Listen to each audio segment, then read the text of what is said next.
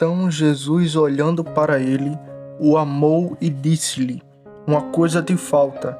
Vai, vende tudo o que tens, dá aos pobres, e terás um tesouro no céu. E vem, toma tua cruz e segue-me. Marcos capítulo 10, versículo 21. Neste versículo está contida a quarta e última parte da conferência entre nosso Salvador e este jovem.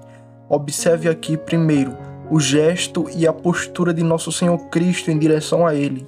Então Jesus, olhando para ele, o amou. Segundo, a resposta que ele lhe dá, em que há primeiro uma advertência de seu defeito, uma coisa te falta. Segundo, um preceito e injunção que é duplo, particular e geral. Venha, tome a tua cruz e siga-me. Estas são as partes, vamos insistir neles enquanto eles se oferecem. Então Jesus, vendo, amou. Esta cláusula incomodou muitos intérpretes. Como Jesus pode amar este jovem que parecia tão cheio de orgulho e presunção, e cujo coração era tão viciado em riquezas mundanas, que quando ele conheceu a mente de Cristo, ele se afastou dele triste. Mas não há necessidade de tanto barulho sobre o assunto. Para abri-lo, duas coisas serão necessárias para mostrar a você a causa desse amor, e o tipo dele, e por que e como ele o amou. Primeiro, porque ele o amava. Certamente não era por sua aparência externa ou elogio externo. O amor de Cristo nunca foi colocado sobre essas coisas, mas sua bondade de disposição, integridade moral e engenhosidade. Essa era a razão pela qual ele o amava. Segundo, agora para o tipo desse amor. Cristo, você sabe, tinha duas naturezas nele, e portanto podemos distinguir do seu amor e afeição. Existe o amor divino e o amor humano de Cristo, como ele era Deus e como ele era homem. Primeiro, se você interpretá-lo de seu amor divino, a dificuldade não será grande, pois existe um amor geral e comum e um amor especial. Com o primeiro, Deus ama todas as suas criaturas, especialmente a humanidade, e entre elas aquelas que têm alguma restrição de sua imagem, nelas mais do que as outras. Mas então há um amor especial, e assim todos aqueles a quem Deus ama são salvos. Assim, Deus ama seu próprio povo, seja com amor de boa vontade, quando não é chamado. Sim, eu te amei com amor eterno, Jeremias 31:3. Ou então com amor de complacência, quando chamado e convertido. Ele se regozijará em ti com alegria. Ele descansará em seu amor, Sofonias 13:17. Agora, isso resolverá facilmente o problema. Havia um amor geral, ou um gosto e aprovação daquelas virtudes morais e coisas boas que ele via nele, mas não aquele amor especial que traz graça e salvação junto com ele. Mas segundo, vamos considerar Cristo como homem e assim falar de seu amor humano.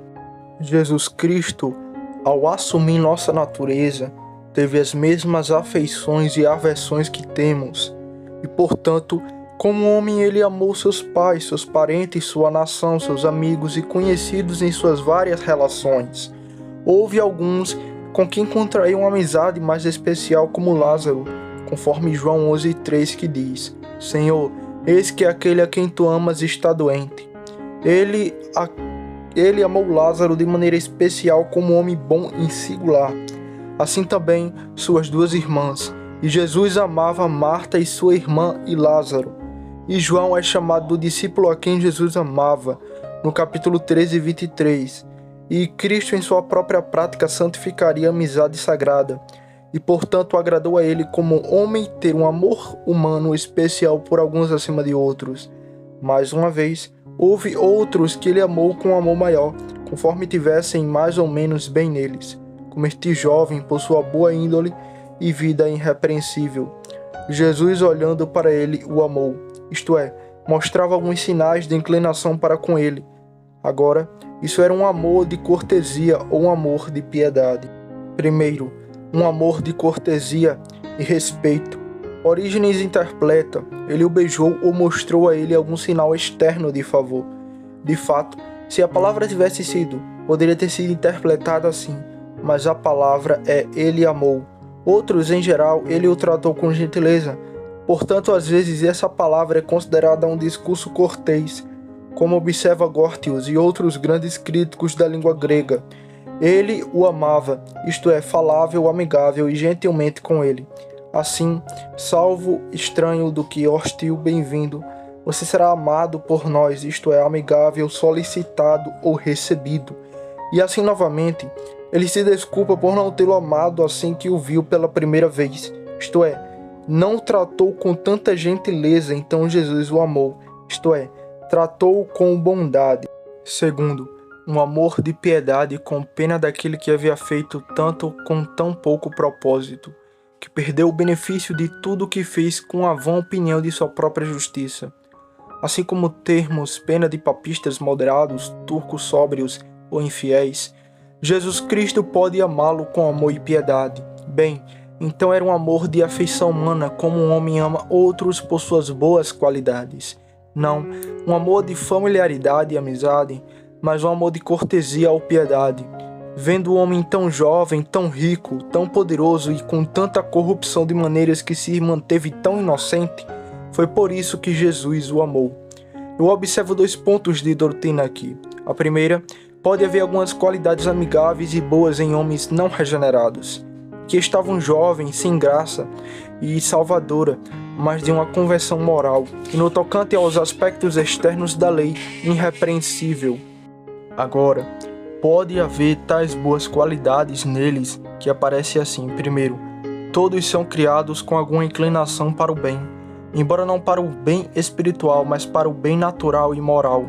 Em nossa condição decadente, há alguns requisitos de razão correta, algumas impressões de equidade, alguns princípios de honestidade comum ainda deixados e preservados em nós, embora quanto às investiduras espirituais, nós tornamos completamente imundos e abomináveis, Salmo 14:2. No entanto, algumas inclinações morais são deixadas para mostrar o que a natureza humana já foi, como em um palácio estrilhaçado, embora a rica mobília tenha desaparecido, a baixela e as joias, e embora a moda esteja muito estragada, ainda assim parte do tecido permanece de pé, para mostrar que a estrutura magnífica já foi. A natureza ensina a lidar com todos com justiça, e assusta e olha horrivelmente para alguns tipos de abominação. Os ditames da moral e do direito comum são muito legíveis em nossa consciência. Os gentios que não têm a lei fazem por natureza as coisas contidas na lei. Romanos 12:14. Como os mensageiros de Jó disseram, cada um deles, só eu escapei para te contar.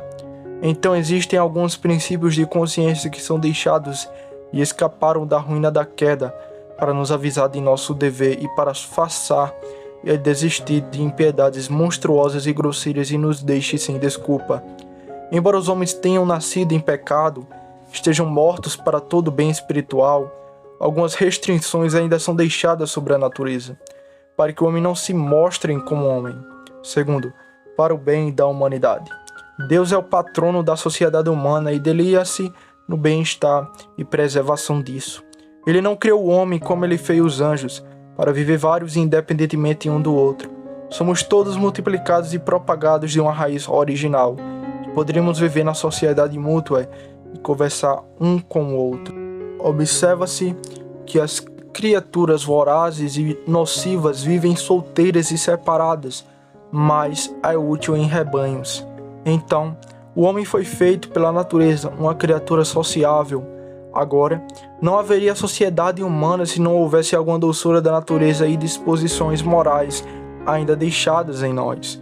O mundo seria apenas uma grande floresta de feras selvagens se Deus não tivesse deixado alguma autoridade e consciência para manter os homens dentro dos limites da honestidade. E, portanto, para manter a ordem no mundo, deve haver algumas qualidades amáveis. Mesmo no estado não regenerado ou corrupto, alguns são mais inocentes do que outros. Eu vou definir isso por esta similitude. Como Nabucodonosor, quando ele carregava os príncipes e os principais homens em cativeiro fora da terra da Judéia, ele deixou algumas das pessoas atrás dele para até a terra, para que você se tornasse um deserto, então que o mundo não poderia tornar-se uma floresta de feras selvagens. Alguns que observam os ditames comuns da natureza, que os homens podem ser úteis para outro, para que essas impressões com um balanço o mundo não pudesse subsistir, nem justiça e honestidade ser mantida. Terceiro, Há outras coisas além de renovar a graça que podem causar essas qualidades amáveis. Primeiro, o temperamento corporal pode inclinar os homens para algum bem. Vemos que alguns têm um temperamento mais doce e mais rude, outros uma disposição mais amigável. Alguns são macios, suaves e dóceis, outros rígido e teimoso. A escritora observa as diferentes disposições de Esaú e Jacó. Esaú era um caçador astuto, um homem do campo, mas Jacó era um homem simples que habitava em tendas. Gênesis 25, versículo 27. E veja como as lâminas, embora todas sejam feitas do mesmo metal, elas diferem muito em qualidade por causa do temperamento. Então, há uma grande diferença entre homens e homens por causa do temperamento de seus corpos. Alguns são ingênuos e envergonhados e não tão facilmente levados à indagação e ao pecado, mas outros são de uma liga inferior. A aparência da alma segue muito a constituição do corpo, e portanto alguns são de melhor índole e temperamento do que outros, de modo que podem haver qualidades amáveis neles, mas sem graça. Segundo, o aumento de um pecado pode fazer com que outros diminuam, como um que se torna grande e monstruoso, defrauda outras partes de sua nutrição. Embora todo pecado seja bom para um coração natural, alguns pecados são mais aptos a assumir o trono, e outras concupiscências passam fome para alimentá-lo. Por exemplo, aquele que é avarento pela força de sua cobiça e parcimônia, torna-se inimigo da prodigalidade e amigo da frugalidade, como Judas, que amava a bolsa, era contra a profusão e o desperdício. João 12, versículo 5 ao 6. O homem pródigo não é avarento e, portanto, mais propenso a ser liberal e de coração livre. O homem profano é inimigo da superstição e gosta de ser moderado e indiferente na religião. O homem supersticioso odeia a profanação e expõe seu zelo a cada pequena ninharia que possa reivindicar a religião, e, portanto, pode parecer um amigo mais zeloso. Um voluptuoso odeia desespero e morosidade e é mais sociável e amigável em conversas. Assim como as ervas daninhas se destroem, o mesmo acontece com muitos vícios. Tantos vícios ocasionam algo que é amável. A ambição torna os homens diligentes, sóbrios e vigilantes para melhorar suas oportunidades. Terceiro, pode ser ocasionado em parte pela disciplina e educação estrita, ou então pelas misérias e calamidades da vida presente, pois essas coisas, embora não mortifiquem o pecado, podem enfraquecer muito e impedir a descoberta dele. Salomão frequentemente nos fala da força da educação, e que a vara da correção tira muita insensatez do coração das crianças. A astúcia está ligada ao coração da criança, mas a vara da correção a afasta dela. Provérbios 22 e 15. E, à medida que crescem anos, Deus os leva à sua própria disciplina. O faraó é devoto sobre suas pragas e Acabe, sobre uma severa ameaça, caminha suavemente. A correção de Deus pode produzir algumas qualidades louváveis neles. Quarto, pelo governo político e pelas leis que mantêm os homens dentro dos limites de seus deveres, de modo que eles sejam ordenados por coerção e por medo de penalidade, que se eles seguissem seu prazer em pecar, estariam expostos à vergonha. Ele compara a lei da vassoura, que embora não possam fazer milho com ervas daninhas ou palha, servem para varrer o milho e mantê-lo no chão. As leis podem tornar os homens bons súditos, embora não sejam bons homens. Como Seneca nos diz, os pagãos observaram muitas coisas, eles podem fazer muitas coisas, e assim, não como agradável a Deus, mas conforme exigido pela lei, não pela coisa, mas pela moda. Eles podem ser muito inofensivos, colocar uma cara de bondade, mas não é por consciência. O magistrado o faz assim, que é o ministro de Deus para o bem. Romanos capítulo 13, versículo 4. Quinto, homens não regenerados podem ser transferidos da escola primária da natureza para a universalidade da graça. E embora eles nunca comecem lá e tomem o grau da verdadeira santificação, ainda assim podem chegar muito perto dela pela graça comum e podem não estar longe do reino de Deus. Isso pode ser pela eficácia da palavra, que é muito persuasiva e premente. Considere-o como funciona apenas de maneira moral, como Herodes ouviu João Batista e fez muitas coisas e ouviu com alegria. Marcos 6, versículo 20. Ou então eles podem ter essa graça comum pela experiência da providência de Deus sobre a igreja ou sobre eles mesmos, quando eles veem que o interesse de Deus se destaca contra todos os ataques. Muitas vezes eles me afligiram desde a minha juventude, agora pode dizer Israel. Muitas vezes eles me afligiram desde a minha juventude, mas não prevaleceram contra mim. Salmo 129, verso 1. Quando eles observam que todos aqueles que se chocam contra a pedra angular são despedaçados, que muitos homens bons, embora molestados e perturbados, ainda assim têm visivelmente uma bênção e uma providência que os acompanha, e que os profanos são surpreendidos em seus pecados por perseguido julgamento, que nunca é melhor para eles do que quando eles possuem o que é bom. Isso não pode deixar de movê-los para algo que é amável, para algum senso de religião, e ficar do lado da melhor parte. Ou eles podem ter os bons dons comuns do Espírito. Eles podem ser iluminados, podem ter os dons de oração e pregação, e doçura da doutrina evangélica, alguns movimentos, impulsos e hesitações para o bem. Aplicação 1. Isso nos mostra quão indesculpáveis eles são aos olhos de Deus, e quão justa será sua condenação que não tem nada de amável neles. Certamente, eles poderiam ter algo adorável neles, mesmo enquanto eram naturais, se entregassem seu coração a isso. Sabedoria ou louvor, mansidão ou zelo, humildade ou caridade. Todo temperamento produz alguma maneira e meio de glorificar a Deus, e é sua própria culpa se eles não têm algum dote ou outro. Falo isso não apenas como graça espiritual, que eles não apenas negligenciam, mas rejeitam os meios pelas quais obtê-la. Eles afastaram dele a palavra de Deus, fecharam a porta sobre si mesmo. Vocês rejeitam a palavra de vocês e se julgam indignos da vida eterna. Atos 13:46. O homem natural não compreende as coisas do Espírito de Deus, porque eles são loucura, nem podem entendê-las porque se discernem espiritualmente. 1 Coríntios capítulo 2, versículo 14. Sim, eles acham isso desonroso e prejudicial para eles, mas também no que diz respeito ao dote moral. Digo, certamente alguma coroa ou outra eles poderiam ter, se não se destronassem pelo pecado. Os homens naturais podem ter inteligência corajosa, mas eles se enlouquecem e os saciam em luxo e tumulto, e pervertem essa inclinação moral, essas sementes de Deus que estavam em sua natureza. Enquanto bebem, prostituem-se e jogam fora suas consciências. Não há senão ter uma consciência até que eles obtenham a vitória dela, e a sufoquem e superem os sentimentos e verificações dela, e percam todo o sentido, os quais, tendo perdido o sentimento, se entregaram à lascívia para cometerem com avidez toda a impureza. Efésios 4:19.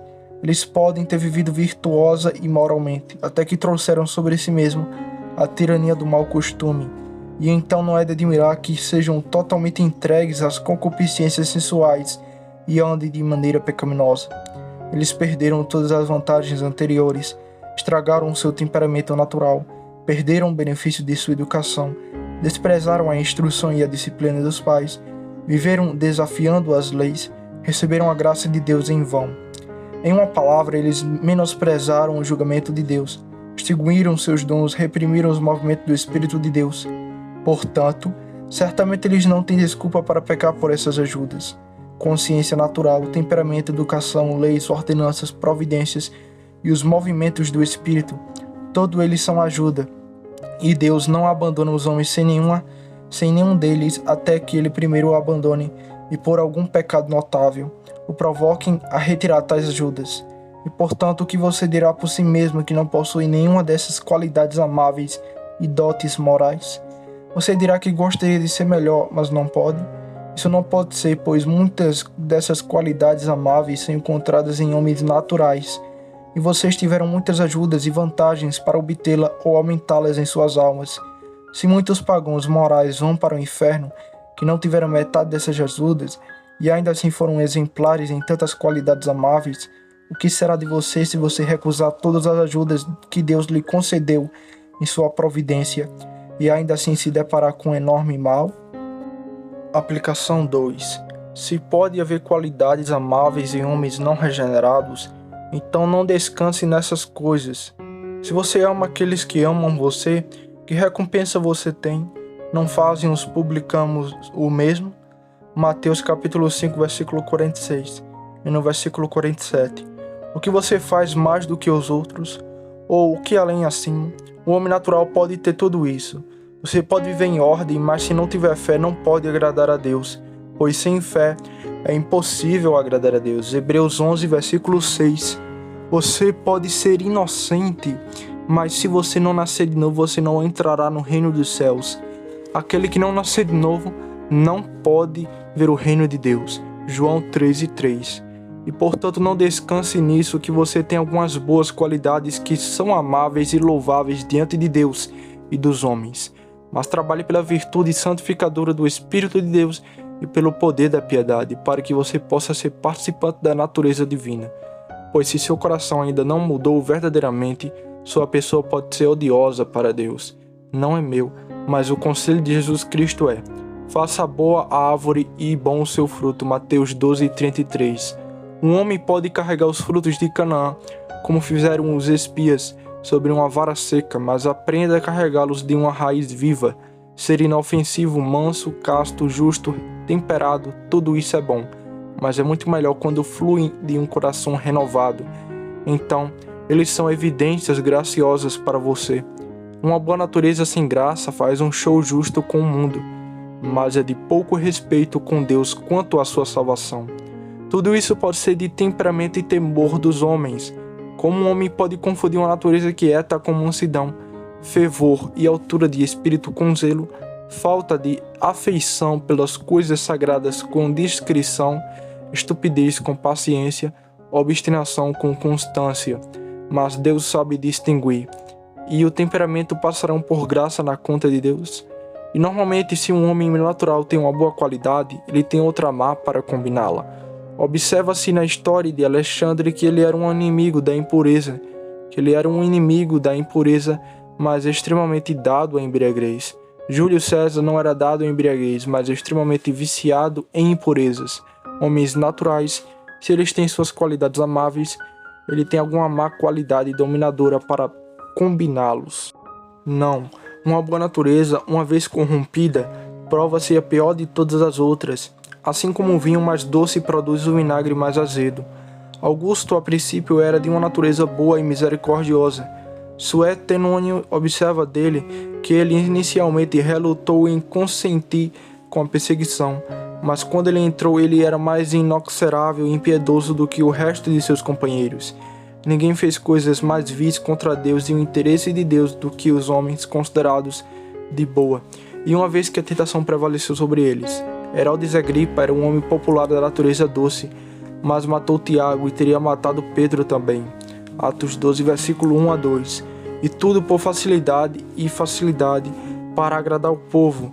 Normalmente, ninguém cai mais cedo na armadilha da perseguição e ódio dos santos de Deus do que eles. E a razão é que o conselho é de grande vantagem para aqueles que têm uma disposição docil e agradável. E todas as suas partes e excelências são apenas como uma espada na loja de um cutuleto, tão pronta para o ladrão quanto para o homem verdadeiro comprá-la. Ele facilmente se torna presa de Satanás e se volta contra Deus. Portanto, não descanse nessas coisas. Segundo, que em alguns aspectos Cristo ama aqueles que são ordeiros e civis, e apenas exteriormente se comportam de acordo com os mandamentos de Deus.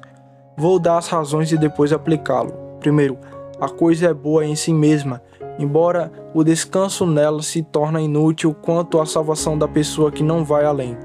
Ele te mostrou, ó homem, o que é bom, e o que o faz o Senhor requer de ti, senão que pratiques a justiça e ames a misericórdia, e andes humildemente com o teu Deus. Miqueias 6, versículo 8. Essas coisas são agradáveis à natureza racional, e a perfeição delas reside nelas. Ora, todo bem é objeto de amor, portanto, se for bom, Cristo o ama. Segundo, porque nosso Senhor Jesus Cristo está disposto e pronto para reconhecer o mínimo de bom em nós, para que Ele possa nos atrair para mais. Aqui estava um jovem arrogante, e Cristo não o desencorajaria, embora ele não fosse gracioso. É dito que ele olhou para ele e o amou. A cana quebrada não quebrará, e o pavio fumegante não apagará. Mateus 12, versículo 20. Isto é, não despreze e rejeite os fracos. Quando uma cana se quebra, nós a jogamos fora, e para nada mais presta senão para ser pisada. E somos desencorajados a soprar enquanto não vamos chama. mas fumaça. Mas Cristo tem outra disposição. Ele não rejeitará a cana quebrada, nem desprezará o pavio fumegante. Na medida em que algo há de bom em uma criatura, mesmo que seja apenas fumaça, Cristo o reconhecerá. Terceiro, porque essas coisas tendem para o lucro da humanidade, e o coração de Jesus Cristo está muito voltado para o bem da humanidade. Sua alegria estava nas partes habitáveis da terra, antes que houvesse colina ou montanha. Regozijando-me nas partes habitáveis da terra, e minhas delícias estavam com os filhos dos homens. Provérbios 8, versículo 31. E seu apóstolo insiste nisto, para que os que creram em Deus tenham o cuidado de manter boas obras. Estas são boas e proveitosas para os homens. Tito, capítulo 3, versículo 8. Cristo é um grande amigo e patrono da sociedade humana, portanto mostrará seu apreço por ela, e quão agradáveis são para ela todas as coisas que tendem a mantê-la, como justiça, equidade, temperança, prudência, moderação e fidelidade. Cristo colocaria algumas marcas de seu favor naqueles que destacam nessas coisas. Quando ele instruiu o jovem nos mandamentos da segunda mesa, ele disse: tudo isso tenho guardado desde a minha juventude. E Jesus o amou. Agora vamos ver que uso podemos fazer disso. Primeiro, negativamente.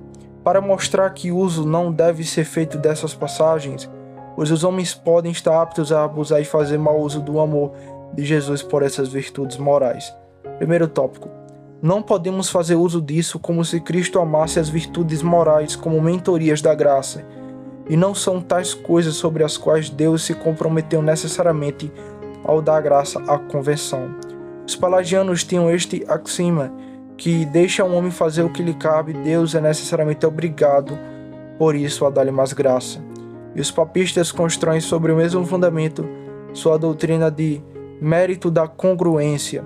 Como eles têm mérito de dignidade nas obras de homens renovados, também têm mérito de congruência nas obras de homens não renovados, como se Deus, por direito e equidade, fosse obrigado a recompensá-los com a recompensa de convenção.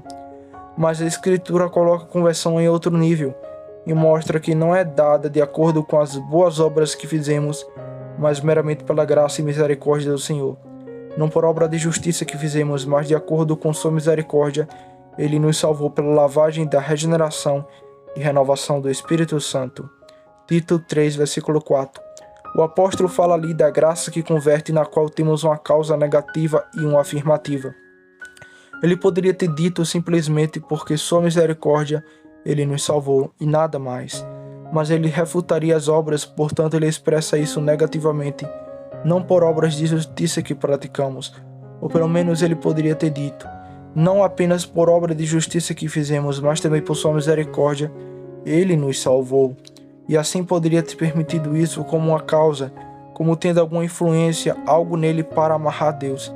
Ou não, ele excluiu totalmente das obras, não por obras de justiça. Ou pelo menos se o apóstolo expressasse negativa e positivamente, ele poderia ter dito assim: não por obras que fizemos, mas por sua misericórdia, ele nos salvou.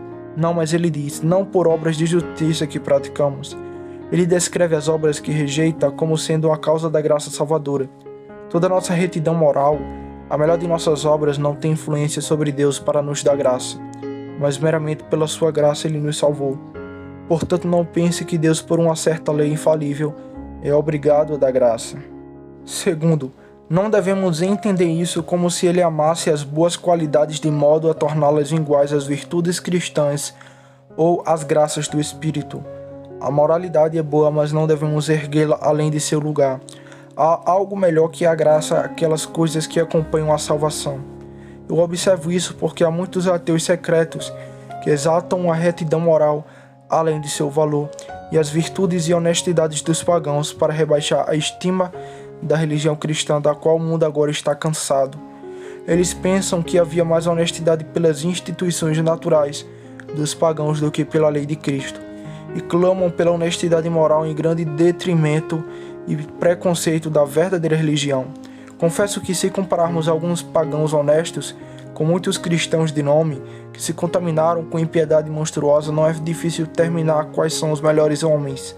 Professores frouxos desonram sua religião, mas as uvas sadias nos cachos não devem ser julgadas pelas pobres nem a beleza de uma rua deve ser medida pela imundície da pia ou do canil. Aqueles que são da pia e a desgraça do cristianismo são incapazes de mostrar a virtude dele. Confesso que caímos em dia em que os homens morais podem se justificar. Como disse Agostinho, não que sejam homens perfeitamente bons, mas são toleravelmente bons em comparação com muitos cristãos pecadores. Compare aqueles que sentiram o poder da religião com os pagãos, e então você verá que o poder das graças cristãs é muito maior do que das virtudes morais. Compare a continência de Alexandre e Cipião com a continência de José.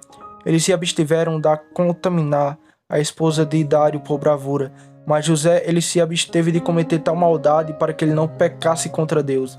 Gênesis 39:9. Eles não eram solicitados por seus cativos, mas eles não cedeu quando solicitado por sua amante, que era capaz de preferi-lo por um lado ou desfazê-lo por outro. O que uma vez foi dito de Alexandre em uma época de seca, quando o soldado lhe trouxe um capacete cheio de água, ele derramou dizendo: "Não vou beber, os corações desses homens desmaiarão", apontando para seus companheiros porque eles não tinham o mesmo. Compare isso com a ação de Davi em 2 Samuel 23, versículo 16 ao 17. Ele não quis beber dela, mas derramou ao Senhor e disse: "Longe de mim, ó Senhor, que eu faça isso, não é este o sangue dos homens que correram perigo de vida?" Portanto, ele não beberia. De modo que, se você comparar essas coisas, sua moralidade é apenas como uma flor do campo para uma flor de jardim, ou frutas silvestres para frutas de pomar. É uma coisa selvagem em comparação com a graça e de forma alguma chega ao auge dela. Terceiro, não devemos, portanto, fazer uso disso, de pensar que estamos em boas condições por causa de qualificações morais. Os homens podem ser sem vícios, mas ainda assim, se forem sem Cristo, sem graça e nunca levados ao quebrantamento de coração, eles podem perecer para sempre. Sem as condições e qualificações da fé e do Evangelho, você nunca poderá ser aceito por Deus. Embora possam ser proveitosos para os outros, ainda assim não são aceitáveis para Deus. E, disse Jerônimo, no ponto da salvação eles falham e ficam aquém, embora em um respeito civil e humano eles sejam úteis e louváveis. Essas virtudes morais não nos dão direito à vida eterna. Jesus amou o jovem, aprovando a questão de sua obediência, mas não seu estado e condição. Ele diz a ele: "Uma coisa te falta." Quando você tem todas as suas moralidades, ainda falta alguma coisa.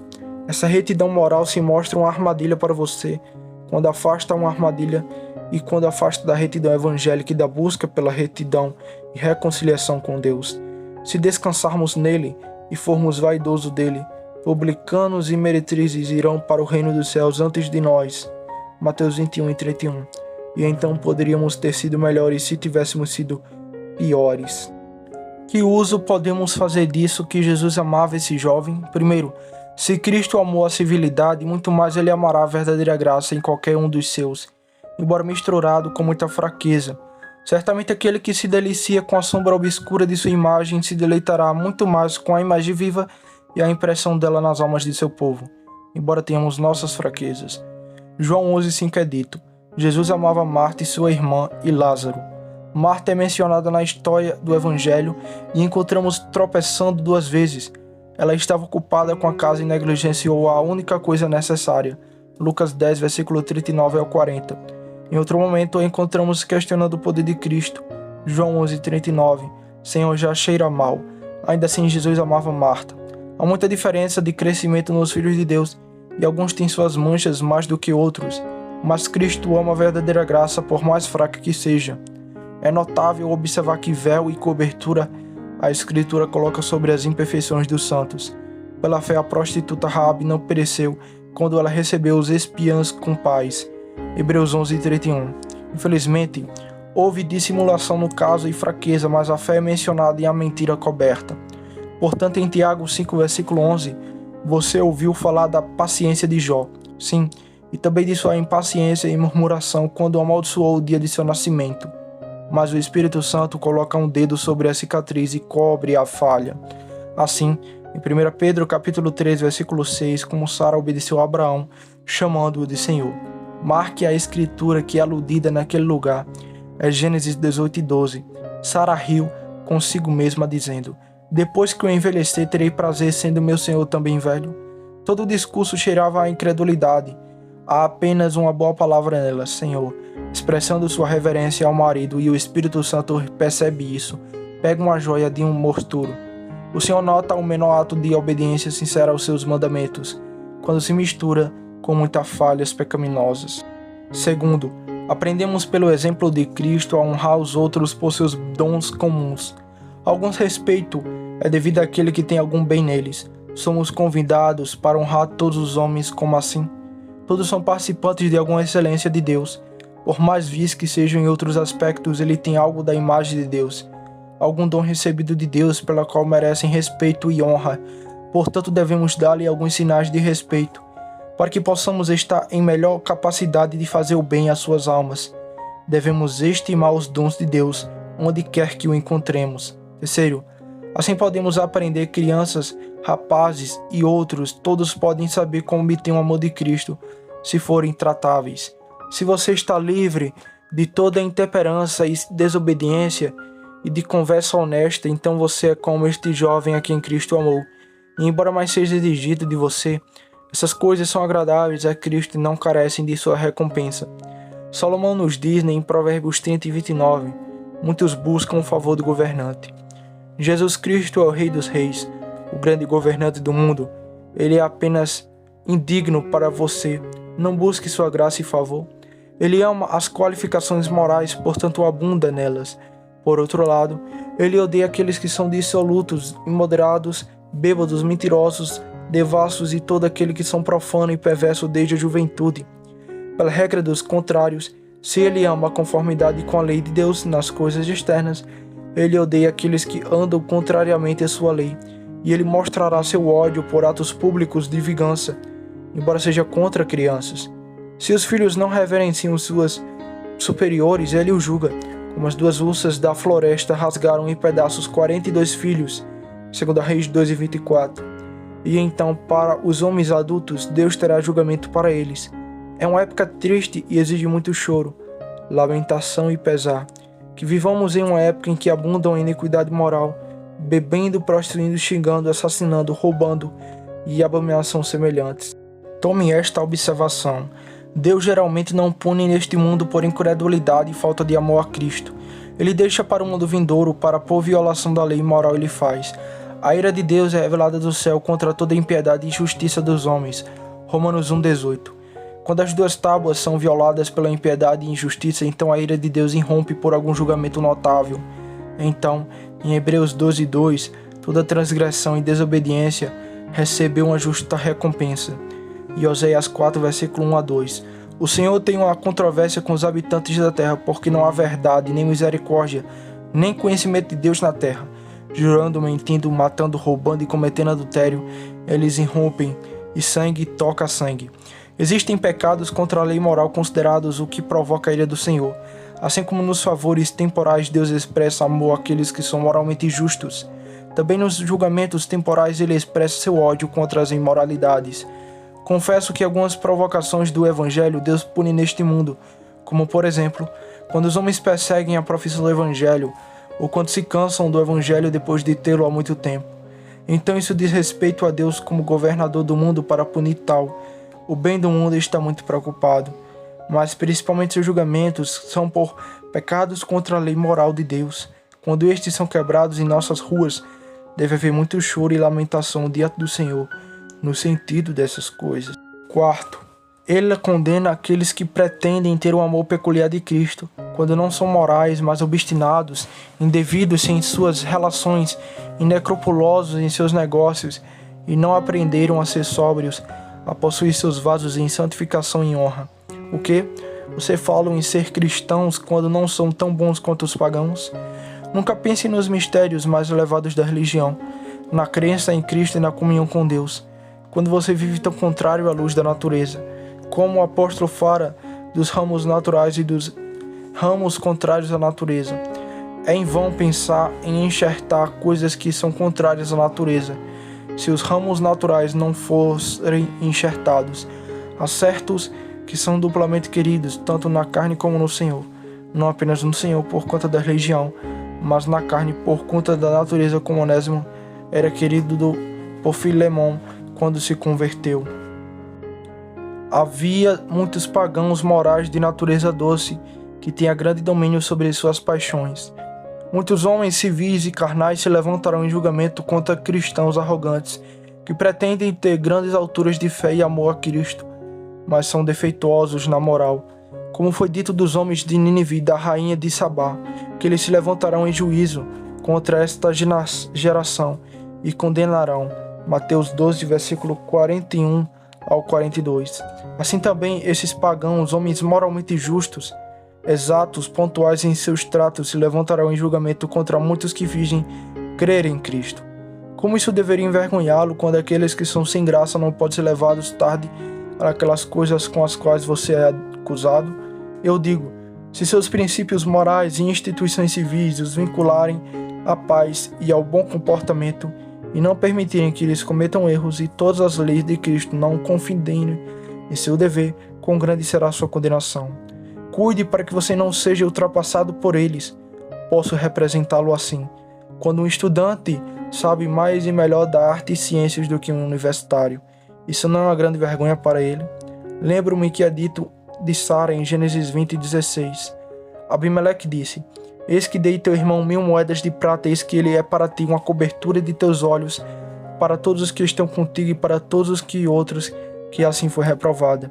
Aqui não há palavra de reprovação. E como ela foi reprovada? Porque aqui um rei pagão o despeça intocado com presentes para o marido. Ele garante a segurança dela, e isso foi uma reprovação da dissimulação de Sara. Sua moralidade era uma reprovação para ela, que estava familiarizada com o verdadeiro Deus e uma professora da verdadeira fé, e ainda assim foi encontrada tardiamente, e você está envergonhado, e Cristo é envergonhado em você. Quinto, convida-nos a ir tão longe, porque Jesus amava este jovem. O que havia nesse jovem? Aqui está o seu cuidado em buscar a vida eterna, sua reverente estima pela pessoa de Cristo, sua conformidade externa com as leis de Deus, sua abstenção de todos os pecados graves desta juventude. Essas são as propriedades e qualidades amáveis, e aqueles que são dotados com elas, Cristo os ama. Mas aqui está uma objeção. Como isso é motivo? Cristo foi cortês e respeitoso com este jovem, mas agora ele está no céu. Que amor Cristo mostra agora na terra para aqueles que são morais? Primeiro, as virtudes morais obterão pelo menos uma recompensa temporal. Cristo é uma virtude de modo que recompensa a exibição dela, evita muito julgamento temporal e obtém muitos benefícios temporais, embora não real. Evitou o julgamento, e a humilhação de Acabe evitou o julgamento em seus dias. Vês como Acabe se humilha diante de ti? 1 Reis 21:29. Porque ele se humilha perante mim, não trarei o mal em seus dias, mas nos dias de seu filho trarei o mal sobre sua casa. Isso nos encoraja a procurá-lo, pois ele recompensa um arrependimento temporal nos favores temporais. O que fará a humilhação sincera de um verdadeiro penitente, quando o falsificado é até agora aceito por Deus? E assim, esse tipo de zelo que havia em Geu não foi sem recompensa, porque fizeste bem executar o que é certo aos meus olhos, e fizeste a casa de Acabe conforme tudo que lhe estava em meu coração. Teus filhos da 4ª geração se sentarão no trono de Israel, embora ele o fizesse com o coração imperfeito. 2 Reis 10:30. As patreias egípcias, quando salvaram os filhos dos israelitas, embora não fosse por mentira, o Senhor as multiplicou e os abençoou. Portanto, Deus tratou bem com as parteiras. Êxodo 1, versículo 20. Assim, observa que os romanos, desde que superassem a injustiça e a intemperança, foram recompensados por Deus com vitória e prosperidade, enquanto esse império se manteve honesto em virtudes civis, teve sucesso eminente e sua comunidade prevaleceu e superou as nações. Mas quando eles degeneraram em bestas por impiedade, todos foram para a ruína. Segundo, haverá alguma serenidade mental resultante da retidão de suas ações. Veja como os pagãos, quando eles fizeram por natureza as coisas contidas da lei, eles tiveram a aprovação de suas concupiscências, os dos pensamentos desculpados. Terceiro, é alguma vantagem para a graça, é como preparar o poste que o trono receptivo a cores melhores.